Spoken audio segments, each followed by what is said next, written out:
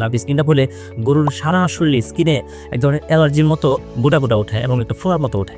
একটা সময় এই ফোড়াগুলো পাকতে থাকে বা এদের ঘায়ের সৃষ্টি হয়। গাভী গরুর ক্ষেত্রে যদি লাম্পি স্কিন হয়, সেই গরুর প্রায় 80% দুধের প্রোডাকশন কিন্তু কমে যায়। ডেইরি খামারিতে সবচাইতে বড় যে প্রতিবন্ধকতার কারণটা আছে সেটা হচ্ছে আপনার গরুর লাম্পি স্কিন ডিজিজ, যেটাকে বলা হয়। আর এই লাম্পি স্কিনটা শুরুই হয় আপনার এপ্রিল থেকে জুন, জুলাই, আগস্ট পর্যন্ত। কারণ এই টাইমটাতে কি হয়, আপনার বৃষ্টি বাদল থাকে। বৃষ্টিতে দেখবেন আপনার মশা মাছি এগুলো একটু বেশি হয়। এই বৃষ্টিতে মশা মাছি বেশি হওয়ার কারণে গরুর বিভিন্ন ধরনের আপনার ভাইরাসের আক্রমণগুলো দেখা দেয়। গরুর এই টাইমটাতে আপনার গরুকে বাহিরে নেওয়া যায় না খুব বেশি একটা বৃষ্টির কারণে।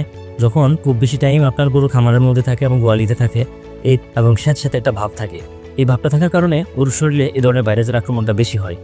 এখন এই গরুর লাম্পি স্কিনটা হলে কি হয়, লাম্পি স্কিনটা হলে গরুর সারা শরীরে স্কিনে এক ধরনের অ্যালার্জির মতো গোটা গোটা ওঠে এবং একটা ফোড়ার মতো ওঠে। একটা সময় এই ফোড়াগুলো পাকতে থাকে বা এ ধরনের ঘায়ের সৃষ্টি হয়।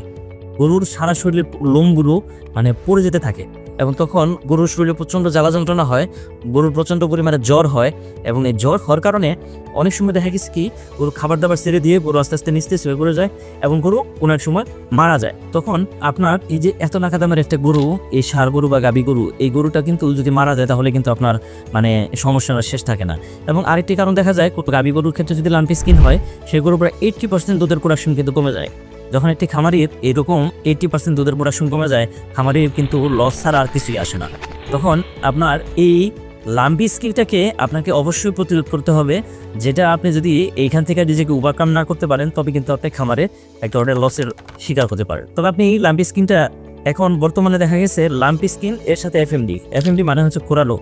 এই লাম্পি স্কিন এবং খোরা রোগ দুটো কিন্তু একই সাথে আপনার এখন দেখা দিচ্ছে। এটা আরো বেশি ভয়ানক অবস্থায় দেখা দিচ্ছে। খোরা রোগটা কি হয় এটা জানেন আপনারা? গরুর খুরে বা পায়ে আপনার এক ধরনের ঘা হয়, মুখ দিয়ে লাড়া পড়ে, মুখে ঘা হয়। মুখে ঘা হলে কি হয়, গরু খাবার দাবার বন্ধ করে দেয়। একদিকে লাম্পি স্কিনের সমস্যা, আরেকদিকে খোরা রোগের সমস্যা। দুটা একসাথে যখন একটা গরুকে চাট দেয়, ওই গরুটাকে বাঁচিয়ে রাখাটা খুব কষ্ট হয়ে যায়। তো এই জাতীয় সমস্যা যাতে আপনাকে না হতে হয়, তার জন্য আমি আপনাকে 4টি কারণ বলে রাখতেছি, যে কাজগুলো আপনি যদি করতে পারেন তাহলে হয়তোবা আপনার এই খোরা রোগ এবং আপনার লাম্পি স্কিন ডিজিজটা থেকে আপনি নিজেকে রেহাই পেতে পারেন। তো প্রথমত যে কাজটি করতে হবে সেটা হচ্ছে আপনার এফএমডির বিভিন্ন কোম্পানির ভ্যাকসিন আছে এবং আপনার সরকারি পশু হসপিটালগুলোতে গেলেও আপনার এখন যেমন লাম্পি স্কিনের ভ্যাকসিন আছে, আপনারা এই ভ্যাকসিনটা দেওয়ার চেষ্টা করবেন। অবশ্যই ভ্যাকসিন রোগ দেখা দেওয়ার পর ভ্যাকসিন দিলে কিন্তু কোনো কাজ হবে না। ভ্যাকসিনটা আপনাকে দিতে হবে প্রিভেনশনের জন্য, অনেক আগে থেকে দিয়ে রাখতে হবে। একটা টাইম টু টাইম ভ্যাকসিনগুলো গরুকে দিয়ে রাখবে।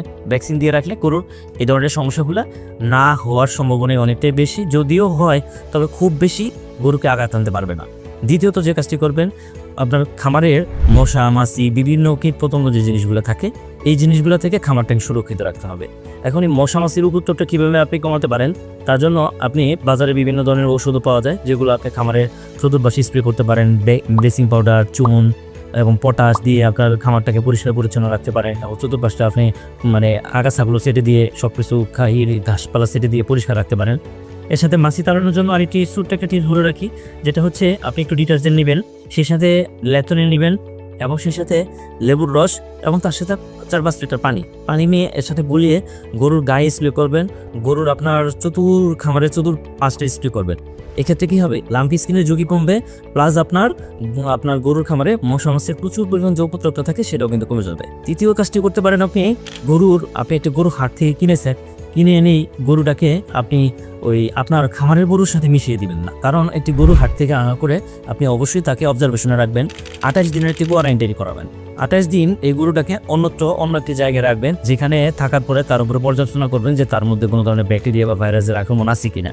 যদি 28 দিনের মধ্যে তার মধ্যে কোনো ধরনের সিমটম না দেখা দেয়, তবে আপনার গরুটাকে আপনি এবার আপনার খামারে দিয়ে দিতে পারেন। চতুর্থ যে কাজটি করবেন সেটা হচ্ছে গরুর সুস্বাস্থ্য। গরু যদি আপনার প্রতিপদ দুর্বল থাকে, সেক্ষেত্রে এই ধরনের রোগে আক্রান্ত হলে গরু কিন্তু মারা যেতে পারে।